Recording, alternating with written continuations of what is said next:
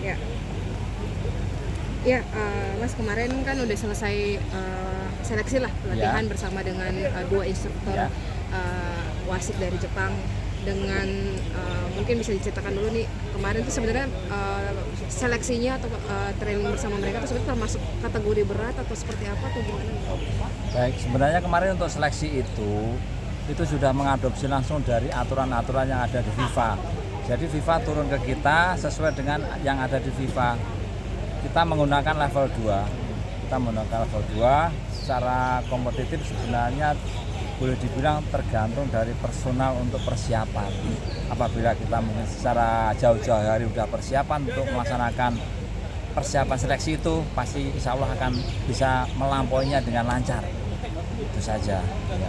Kemarin kan di salah satu pernyataannya Yoshimi Ogawa itu beliau sempat bilang bahwa dia kan sebenarnya juga secara pribadi belum pernah langsung melihat kualitas wasit Indonesia itu sebenarnya secara menyeluruh seperti apa, tapi dari yang dia lihat saat selama seleksi kemarin tidak semuanya kurang, tapi ada beberapa yang memang bagus gitu. Kalau melihat sendiri dengan seleksi kemarin itu sebenarnya kita itu masuk kategori seperti apa sih, Mas, dengan maksudnya kalau instruktur Jepang bilang tidak semuanya jelek gitu, ada beberapa yang bagus yang istilahnya apakah mungkin karena memang yang bagus ini memang yang sudah terbiasa di level kompetisi tinggi atau seperti apa? Ya.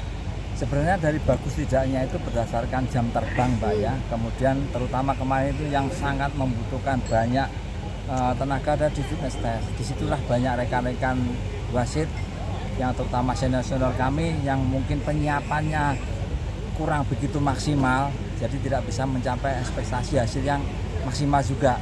Jadi ada terkendala di situ. Ada yang pada saat kegiatan fitness test ada yang kurang fit, kemudian ada yang cedera juga dan ada yang sakit. Itu jadi suatu kendala. Itu saja. Ada pesan khusus nggak dari dua instruktur itu buat wasit-wasit kemarin setelah selesai seleksi? Untuk pesan khusus dari instruktur, tetap laksanakan kegiatan menjaga kebugaran supaya pada saat nanti pelaksanaan pertandingan sebenarnya dengan kebugaran yang terjaga maka akan mempermudah kita untuk mengambil keputusan. Jadi kita dalam kegiatan melaksanakan penugasan di perwasitan meskipun kondisi kita mungkin banyak sekali pergerakan, tetapi dengan badan fit yang bagus secara otomatis pemikiran kita pasti akan tetap jernih, jadi bisa memutuskan apa yang ada terjadi di lapangan tersebut. Mas, ini kan yang buat Liga 1 yang istilahnya yang seleksi itu cuma 18 orang ya, peringkat 1 sampai 18. Nanti di tengah musim itu ada rencana di Februari itu ada penggunaan VAR. Sebenarnya kalau dalam Mas sendiri secara kacamata sebagai seorang referee melihat jumlah ini sebenarnya cukup nggak sih? Karena kan kalau nggak salah penggunaan VAR itu setidaknya dalam satu pertandingan butuh sekitar 15 referee gitu. Ya. Untuk kebijakan penggunaan VAR itu sudah ditentukan dari PSSI, terutama dari PT LIB juga. Kita sebagai wasit hanya bisa melaksanakan tugas apa yang menjadi tugas kita. Apabila nanti sudah diberlakukan VAR, secara otomatis kita harus bisa menyesuaikan ketentuan yang ada. Jadi kita maksimalkan sarana, terutama sudah dengan teknologi yang sangat canggih melalui VAR, kita ikuti teknologi yang ada. Kalau sekarang udah mulai secara mandiri belum, Mas? Maksudnya cari-cari info, belajar sendiri? Untuk secara mandiri kita lihat-lihat aja di tangan di Eropa kan setiap ada pertandingan kan ada.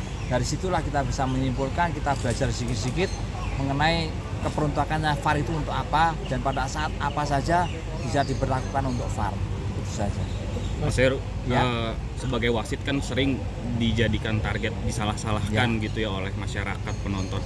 Mas Heru menyikapinya seperti apa dan gimana pandangan Mas Heru soal mungkin disalah-salahin, kerap jadiin target gitu loh? Ya, itu sesuatu yang wajar, Mas.